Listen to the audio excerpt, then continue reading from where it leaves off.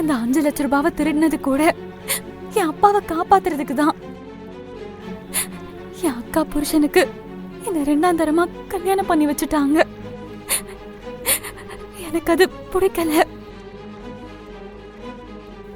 அந்த பஸ் ஆக்சிடென்ட்ல நீங்க எல்லாத்தையும் மறந்ததுனால அதை எனக்கு நான் சாதகமா பயன்படுத்திக்கிட்டேன். அதான் உங்க எல்லார்கிட்டையும் பொய் சொல்லிதான் நான் நடிச்சிட்டு இருந்தேன்.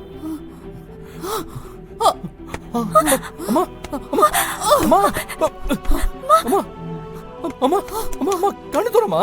அம்மா அம்மா அம்மா இங்க பாருமா. ஜனனிக்கு பார்த்து நீ போய் அவரு சொல்லி வாழ வேண்டியதானே. அம்மா அம்மா கண்ணு தூரமா? அம்மா அம்மா அம்மா ஜனனி கொஞ்சம் தண்ணி. யாரோ நீ ஏன் வாழ்க்கையில வந்த? அம்மா அம்மா என்ன பாருமா.